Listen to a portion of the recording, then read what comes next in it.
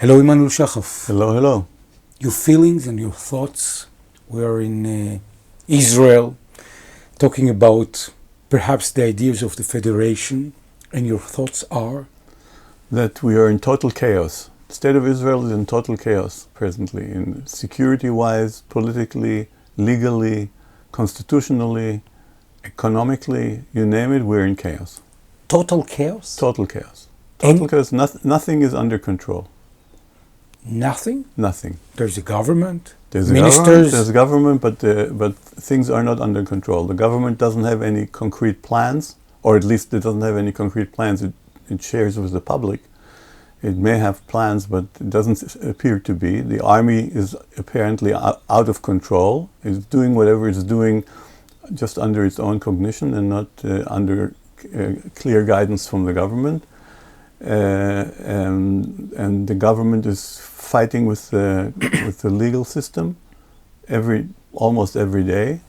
There's a constitutional crisis. The economy is under a lot of stress. There's impending degradation of the what do you call it? The Moody's evaluation of Israel's economy. So things are going down in the economy too.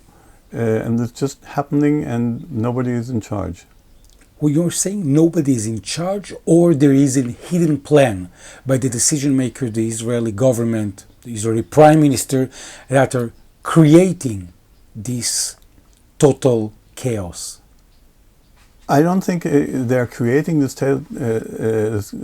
chaos as much as they're letting it happen. Why would it do that? Because it serves them. It serves them in what way? Because in this chaos they can advance their aims, or they can prevent things from happening which would be happening if there wasn't a chaos, like the legal systems dealing with Netanyahu.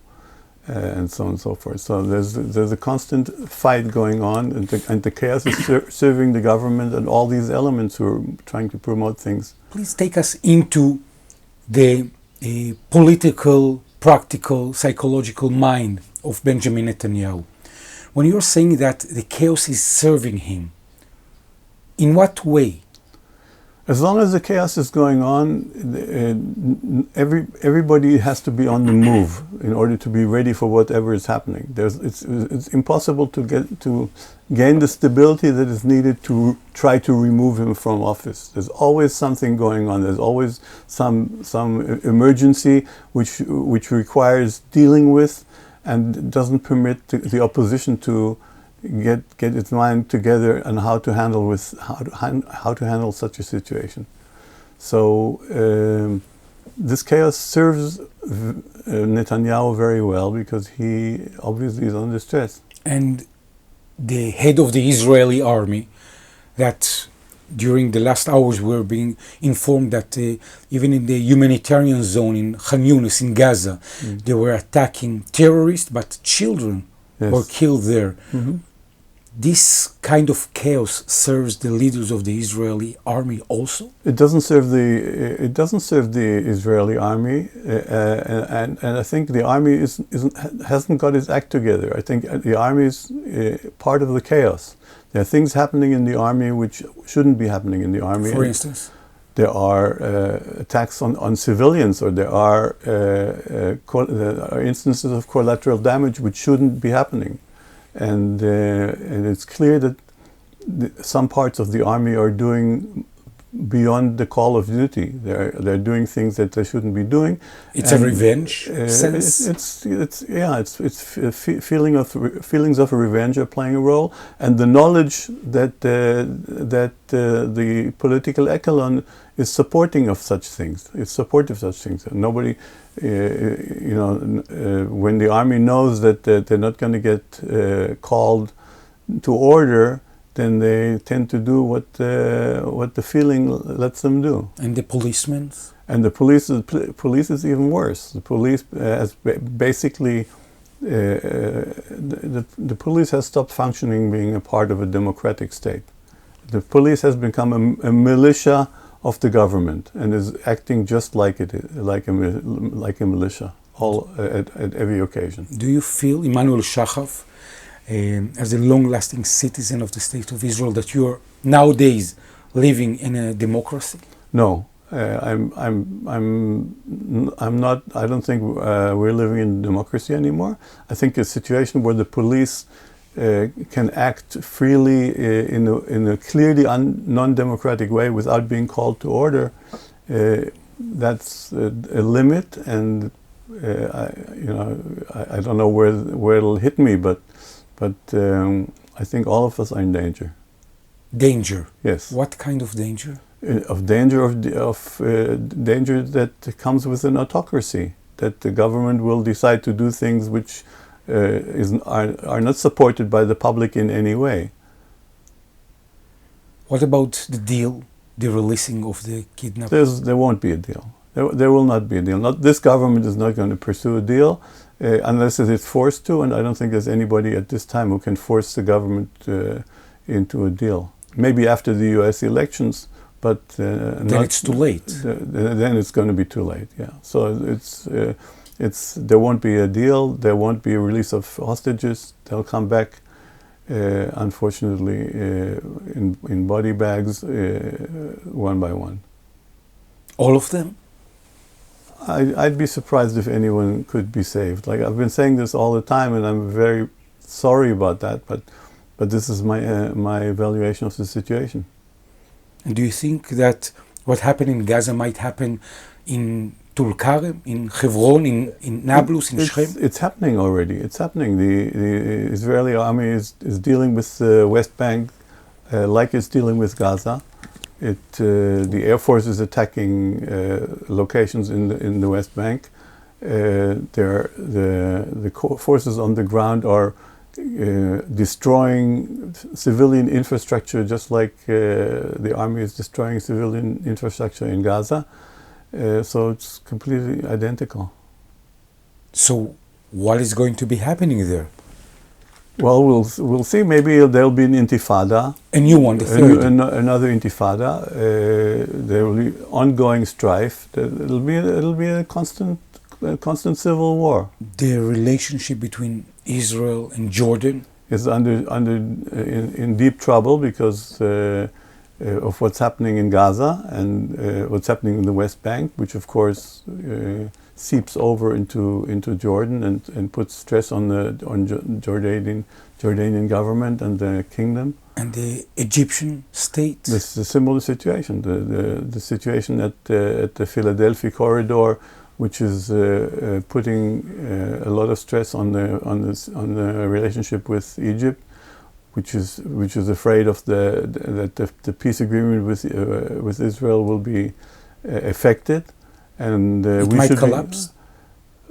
I don't think it'll be collapsed, but it's in danger. We don't know where this is going. The next war is going to be officially in Lebanon against Hezbollah. I don't know whether whether the government really wants that. The government wants everybody to think that that's what's going to happen, but I'm not sure that we're up to starting a war in Lebanon. I think as long as the war in Gaza continues, the situation with Lebanon will be a continued war of attrition, not a full-scale war. An ultimate chaos that is going to be constant chaos. Everything going on all the time. Let's keep it at this level, not any higher, not any lower, and that'll serve the government best. It's amazing that you've said that you're feeling that you're not living in a democratic state anymore. Sorry, but there are too many indications that this is so. If you would have had 1 minute right now to confront or say something directly to the Israeli Prime Minister, what would you tell him? Change your ways or get out. That's all there is to say. Okay, if he wants the hostages back, he should get them back. and he has to try to maintain Israel as a democracy and stop interfering with the legal system. But it's a waste of an effort to talk to him. He's obviously not receptive for any kind of messages, because he's getting these messages from all over, from inside the country and from outside the country. But he's with his back against the wall, and he has no interest in changing his ways. So you think he won't change his ways? No, he won't change his ways. He won't change his ways. He will never resign? No, he won't resign. Unless he'll be forced to... By whom? Maybe by senior people in the military, industrial... No, not industrial, in the military or in the security complex. Do you think that they might come to his room and tell him, Mr. Prime Minister? Yeah, it's time to go. It's a very remote possibility. Okay, if it hasn't happened already, it's very unlikely to happen, because it can't get much worse. The situation can't get much worse, but it's a possibility. Any upside regarding the political solution that you're seeing when we meet again in 1 month, in 2 months, in 5 months, in half a year? The upside is in the sense that the situation has deteriorated so much that extraordinary solutions will become more likely. Okay, or at least the consideration of extraordinary solutions will become more likely. But that's that's not a big solace. Yes. That's touching the bottom end. Yeah, we're getting to the bottom. So when we're at the bottom, we're willing to do the desperate. And regarding the personal perspective, any upside in the Emanuel Shachaf publishing journey? Well, we're about to finish the book, the new book on shared sovereignty, which I'm writing with Tas Abu Saada from Jericho, my Palestinian partner, and I hope we can get it out to the public as soon as possible, so it can make an impact. The new book in English? The book in English, in Hebrew, and in Arabic. Emanuel Shachaf, Federation, trying to seek for a better way, better opportunity, better present for the state of Israel here. Thank you so much. People that want to be part of this journey, how they can reach you? On Facebook, Emanuel Shachaf, or Identity, the Quest for Israel's Future, or the Federation Movement. Emanuel Shachaf, thank you very much. Thank you.